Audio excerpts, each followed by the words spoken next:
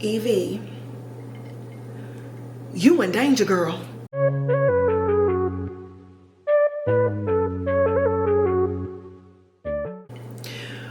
What is up, and welcome back to another episode of So There's That. I am your hostess, doing the mostest, Heughan, and we are here with The Couple Next Door, Season 1, Episode 5, The Ultimatum. Listen, first off, do y'all like my mug? It says, vibing, manifesting, and protecting my peace. Leave a comment in the comment box below if you want to guess what's in my cup, cause I drink it up. Y'all,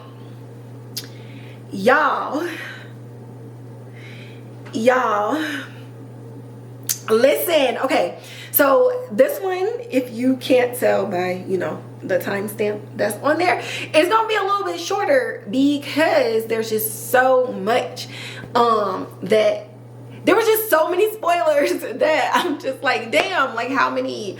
And because of the spoilers, there was a lot that I cannot say. However, there's a lot that happened in this episode that just blew my mind. Okay.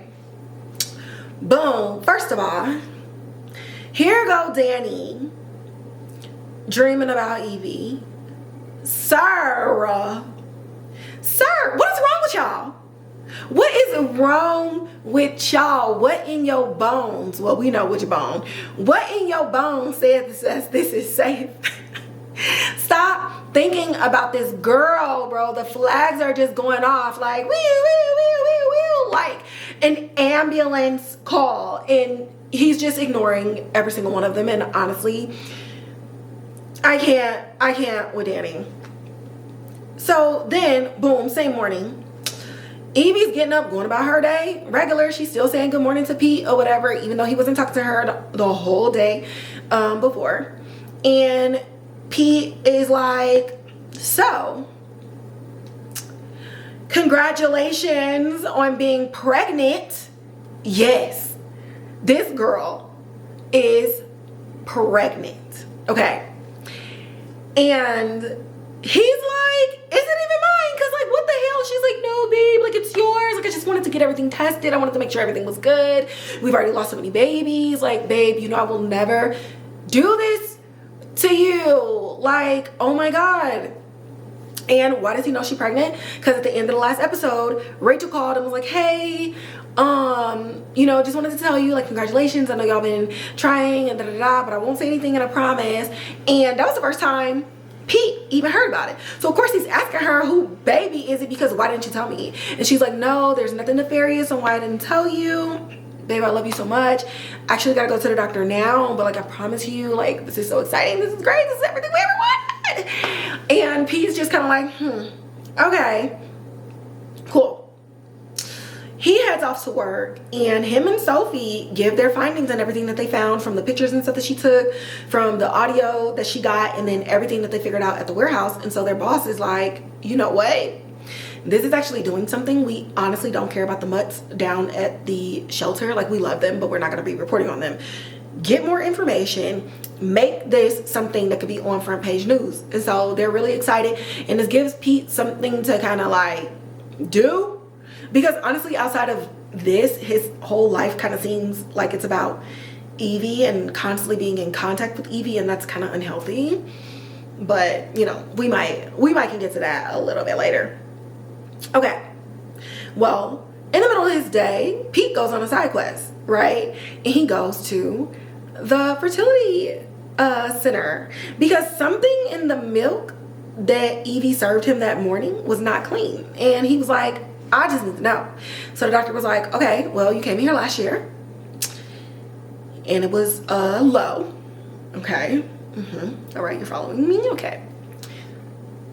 Pete, I am so sorry to tell you, but there are no viable sperm in your count anymore. He says none. She says nada. He says zero. She says zilch. You ain't got no sperm, Craig. So who baby is it? Who baby then now I think at this juncture, if you've already watched episode 3, then you can ascertain or remember that the condom split when she was having sex with Danny. And she told that man to his face that it's okay because she's on birth control. Okay. Then last episode, she called her pregnancy a miracle, bruh. There can be miracles when you believe. And she believed, okay? And now Pete knows for sure. He already suspected that she lied about having sex with Danny, but now he knows. Like, girl, it cannot be mine. So here we go, caught up in some lies. Evie doing and acting in ways in which she would not have done before. And now the proof is in the sperm count. Okay. Well, Becka is at school and she's just lost in thought. You know, she got more time to spend at school, but she always finds herself sitting on like the edge of this little seat or whatever. It's kind of where like all the kids play and she gets to watch Ollie, and you know, he's always asking, can he go over his friend's house? When Becka walks up on when Evie walks up on Becka and she's kind of lost in thought, and she was like, hey, you know, we haven't seen each other in a while, like we keep missing each other. And Becca's like, yeah, you know, I've been busy and Danny's been working nights more and more lately, so we just haven't been getting together.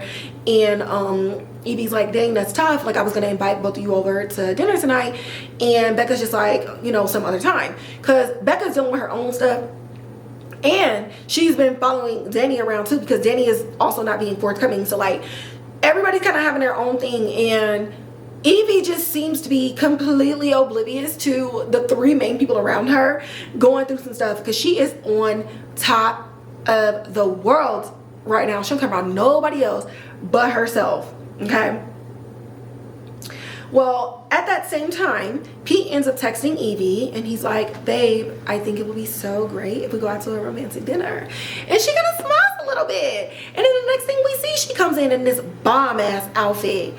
Bomb-ass out. Listen, Evie got body and Evie can dress. Okay. So she goes in and she sits down and she's really exciting. And, you know, we can rekindle some things. You know, maybe she doesn't completely not love Pete. Maybe she just wants Pete and Danny too. You know what I mean? And, you know, he's like, you look very beautiful. He's sipping his wine and she's like, thank you, babe. Like, we've been wanting to come here for forever. Like, oh my God, thank you so much for finding the time to do this for us. And he was like, you know, I just wanted to come out and celebrate. And she's like, yes, this is like, we have so many things to celebrate. And he was like, well, I'm actually here to congratulate you. And she's like, what do you mean? And Pete is like, well, you remember that fertility clinic that we went to last year? And she goes, what do you mean? And he's like, yeah, I got my sperm count tested again. She says, what do you mean? And Pete's like, that baby, okay, is not mine, okay? Because the kid is not my son. And she's like, what do you mean?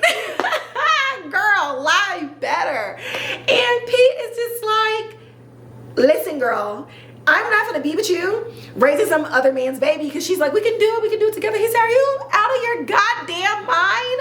You must have lost your mind. You must have just lost your mind.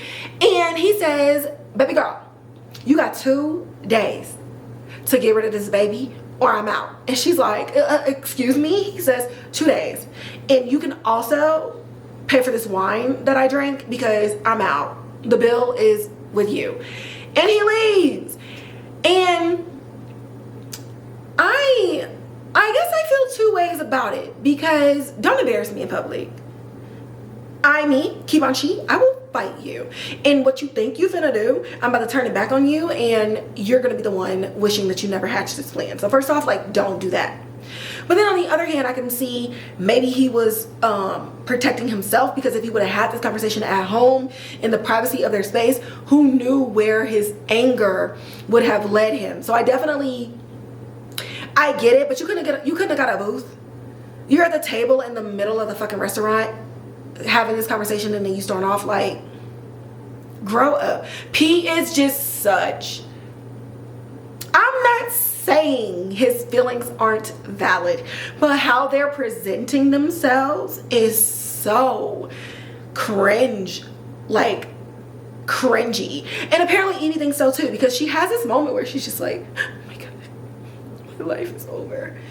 And then her face is kind of scrunched, and she was like, I'm falling out of love with this motherfucker anyway. I do not care. And her whole demeanor just shifts. And you can just tell in this moment, she's not getting rid of this baby. It ain't yours anyway. And she's been fantasizing about the actual baby father. So you know what? It is what it is.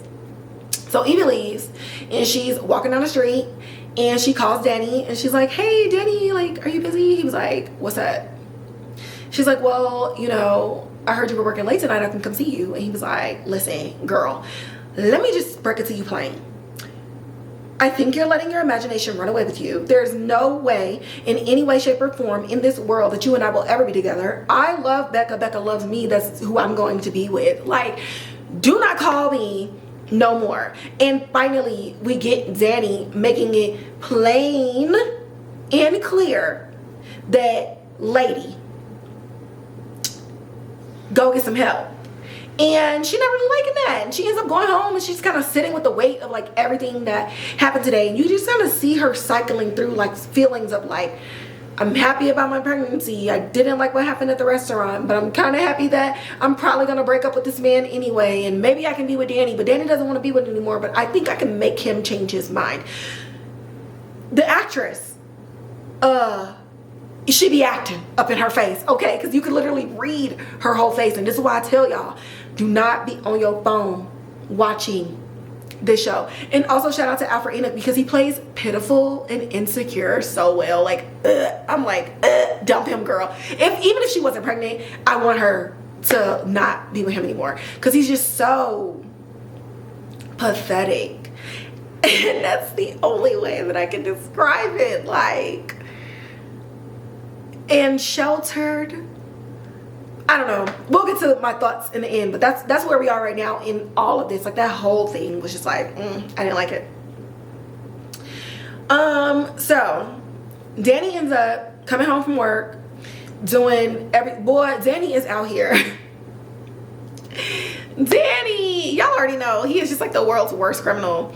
But Danny comes home, and you know, I guess he's feeling a little guilty after understanding Evie's intentions or whatever. And you know, Becca's sitting on the couch, and he's like, you know I love you, right?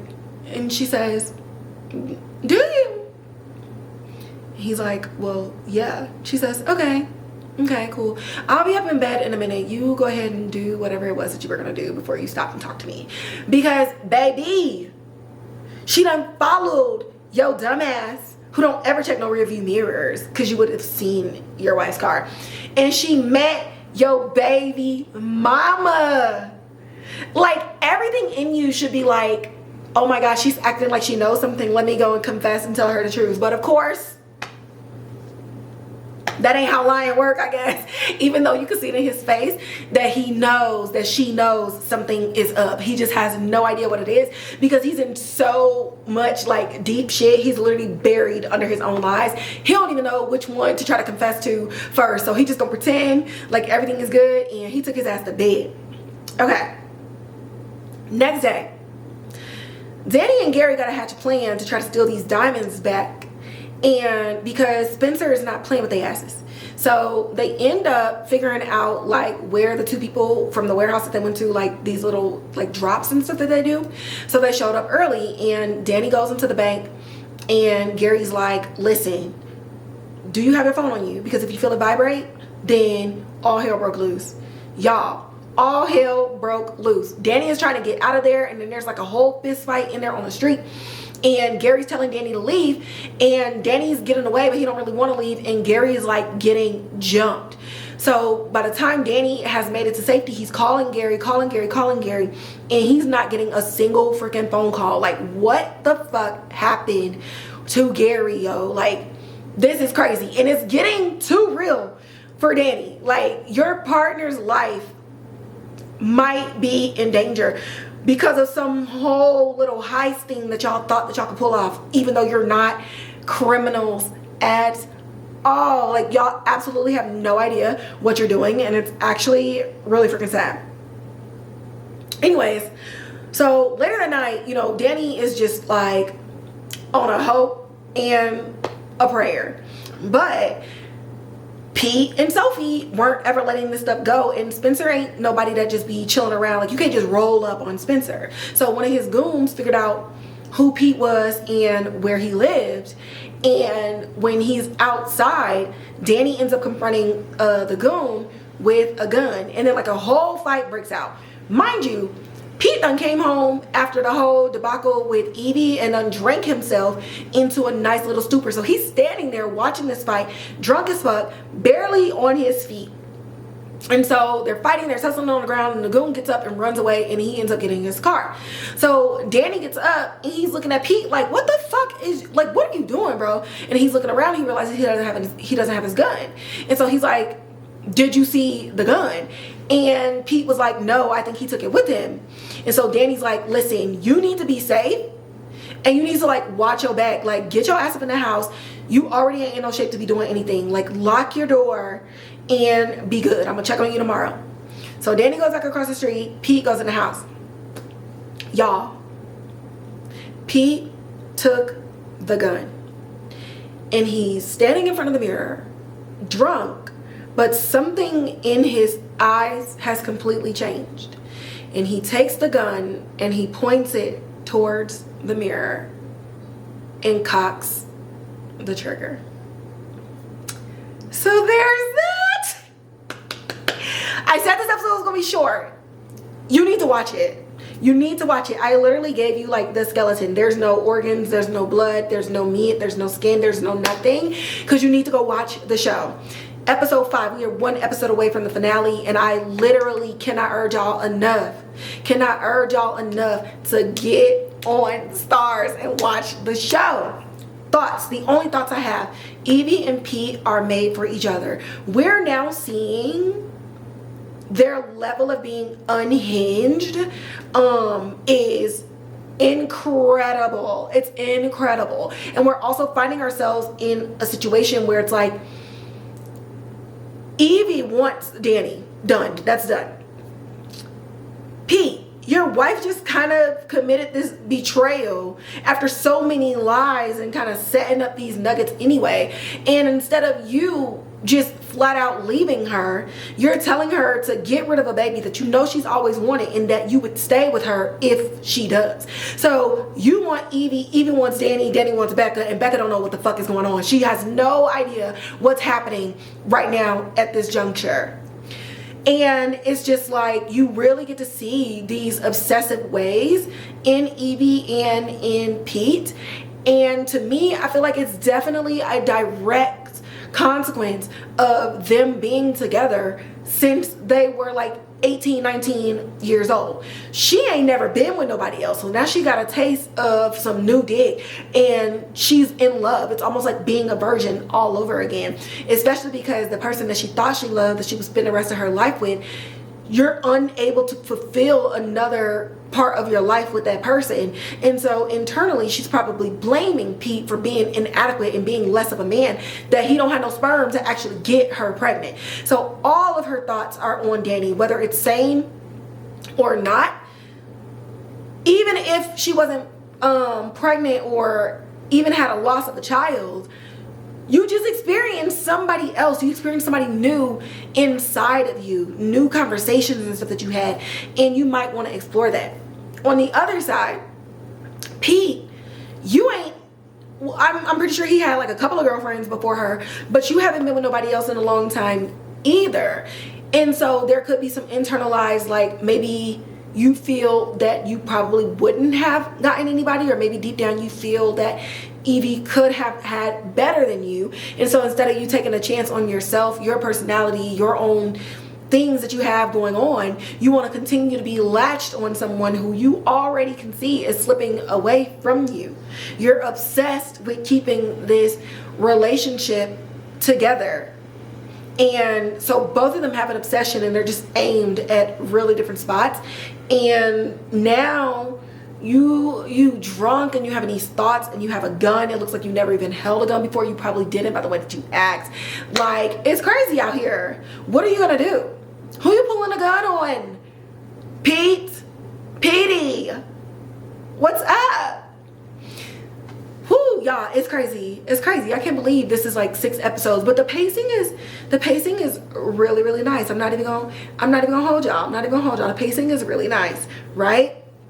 And so yeah, we got one more episode to go, y'all. We got one more episode to go, and I could not have imagined after watching episode 1 that I would actually be invested in the show, and I am fully invested in the drama. Okay, and with that, we're gonna wrap up this episode. Okay, like, share, subscribe, hit the notification bell, leave comments in the comment box below. Go ahead and share that Spotify and that Apple Podcast link to those people in your life who like to just listen on the go.